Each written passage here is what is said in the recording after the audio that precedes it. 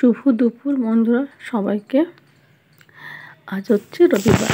চলো আজকে আমি কী কী রান্নাবান্না করেছি দুপুরের লাঞ্চটা তোমাদের সাথে শেয়ার করলাম। আজকে বানাচ্ছি মটরশুঁটিতে আলুতে তরকারি। এখন তো মটরশুঁটির তরকারি বেশ ভালো লাগছে খেতে, কেননা এখন এটা সাধারণত নতুন তরকারি। ইঁচড় আর সজনেশুঁটি খেতেও কিন্তু বেশ ভালো লাগে। এটা আমি পেঁয়াজ দিয়ে একটু জিরে আর সর্ষে বাটা দিয়ে রান্না করেছি, সাথে দুটো টমেটো দিয়েছে।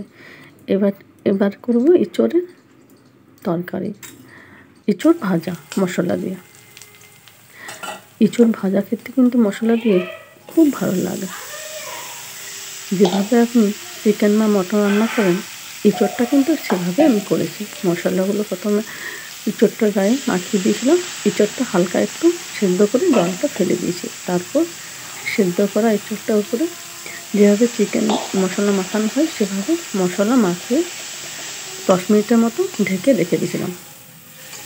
যেভাবে চিকেন মটন করেন সেভাবে ইঁচড়টা করলাম। এভাবে মশলা দিয়ে ইঁচড় ভাজা এবার ইঁচড় কষা খেতে কিন্তু খুব ভালো লাগে।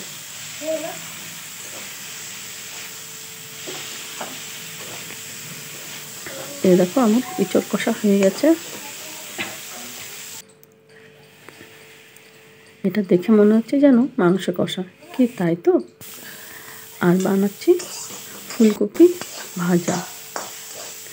এখন ফুলকপিগুলো সাধারণত তরকারি খেতে এতটা ভালো লাগবে না, কিন্তু ফুলকপি একটু গোটা গোটা করে শক্ত করে যদি ভাজা হয় তাহলে কিন্তু বেশ ভালো লাগে খেতে মশলা দিয়ে।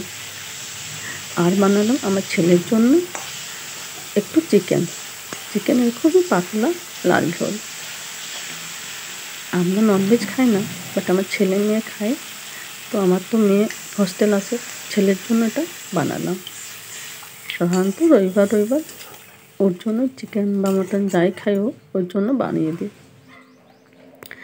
এই দেখুন আমার রান্না রেডি কমপ্লিট হয়ে গেছে। গরম ভাত,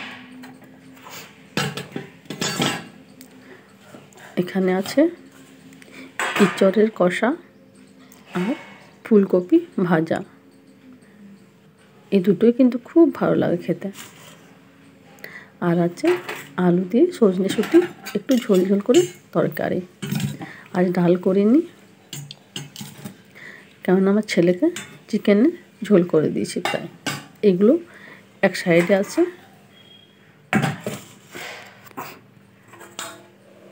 আর এইখানে আছে, এই দেখো আমার ছেলের জন্য চিকেনের ঝোল হচ্ছে।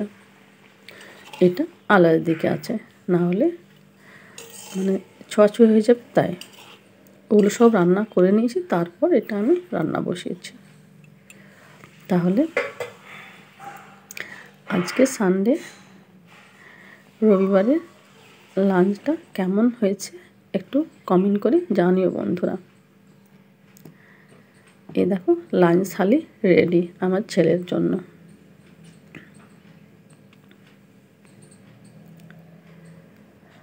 যারা ভিডিওটা দেখছো একটা লাইক করবে আর শেয়ার করে দেবে।